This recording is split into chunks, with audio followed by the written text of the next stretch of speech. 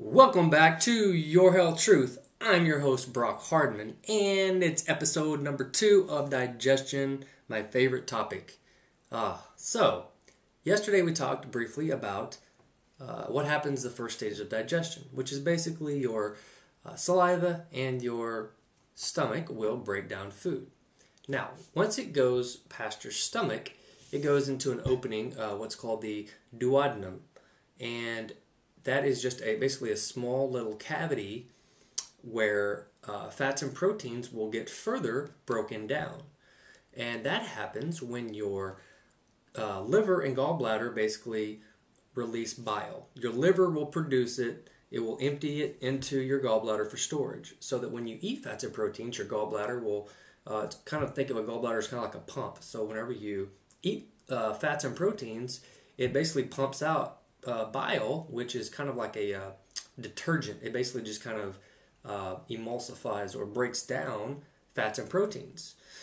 So this is very important because if you don't have that, when you have undigested proteins, they rot, and that can cause all kinds of problems, which is what was happening to me for years, and that's kind of what helped me get onto the path of learning about digestion and learning about candida and a bunch of other issues I was having. So do not underestimate the importance of having a highly functioning liver and gallbladder. Now once it goes past your liver and gallbladder, it goes into your small intestine where it travels down. You have bacteria and some other kind of fungus that are kind of, it's an ecosystem of beneficial bacteria and other things that break down the food as smaller particles, and your body absorbs it, and it's a very, very complicated process. As a matter of fact, your digestive system is the most complicated organ by far. I mean, there's so much that goes on there. It's like a world of its own. And so you need to understand why having a highly functioning digestive system is the most important thing you can do for your health. I don't care what else you have going on. If that doesn't work right, nothing else is going to work right, because you're not going to absorb the nutrients you need. You're going to start having all kinds of imbalances and celiac and Crohn's and all these other. As a side note, I do believe that there are conditions that happen, but I think that unfortunately the way our medical system works today, they have created a disease/drug combination for just about every small symptom that you can have. I mean, I could create a condition and then create a drug for it to make money. Now, I'm not saying that people aren't trying to help people, but a lot of it has to do with money. And I can tell you from experience and stuff that I've gained over the years, I know for a fact that a lot of the symptoms that people have with Crohn's, with irritable bowel syndrome, with celiac, with candida, with all these digestive problems, most of them have exactly the same source of the issue.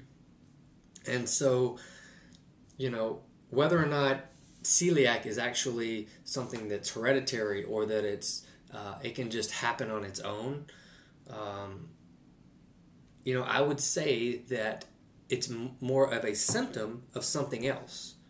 So what happens is we have all these symptoms now that can be categorized as conditions, and then doctors kind of fool you into thinking, oh well, I was born with this celiac disease or whatever, and I'm not trying to be insensitive to people that have celiac because I know your pain and I know what you're going through. I went through all the same symptoms that you're going through. But the problem is, I didn't settle for that. I went and found out what was causing my problem, and I fixed it. So, sorry, that's just a side note. I just want you to understand the importance of having proper digestion and avoiding things that can be avoided. Back to the liver. So, the liver and gallbladder, in my opinion, the liver, bar none, the most important organ in your body. No questions about it. Your brain and your heart, yeah, they're important but a lot of it is voluntary and once you understand what the liver does, which is I think over 500 functions, it's ridiculous what all the liver does. But I've come to have a healthy appreciation for what all it does. It's pretty amazing. And so if you don't have a highly functioning liver, it can get backed up with gallstones. It can create toxin overload. It can become fatty. And you have all these problems that you don't know about until it's too late, and until you have to have some kind of surgery, like gallbladder surgery, which, by the way, if you know someone that's having gallbladder surgery, please tell them not to have their gallbladder removed. It does not fix the problem at all. Gallstones start in your liver. They may pass to your gallbladder, but that doesn't fix the problem. The problem is that you are full of stones in your liver as well. So, and I can prove that because I have a procedure that I found that eliminates both. And so it's a one-day procedure. It's almost free. Have them try it. Contact me, ask me what it is. It's actually part, if you sign up for my newsletter, the last chapter talks about the procedure, and it will revolutionize the way people treat their liver and gallbladder. And it would probably cost the medical industry billions of dollars if it were, kind of taught in schools and made as a public, if doctors basically started using it and prescribing it to their patients, it would cost a lot of money for unnecessary gallbladder surgeries. So that's probably never going to happen. And I don't know how popular the procedure is going to get. I was lucky enough to find it. It saved my digestive system. But just know, whenever you eat fats and proteins, if you're having problems, if you're having stomach pains, if it feels kind of like a brick right in the middle of your stomach, most likely your liver and gallbladder's clogged. If you get real gassy and bloated, that's probably a sign that you need to flush your liver and gallbladder. And so I want to spend a lot of time on that today, because the liver and gallbladder are very, very important when breaking down fats and proteins. And if you don't get those broken down properly, I'm telling you, you're going to have some food and some overgrowth of fungus and bacteria on that food that rots, and it's not going to get pretty.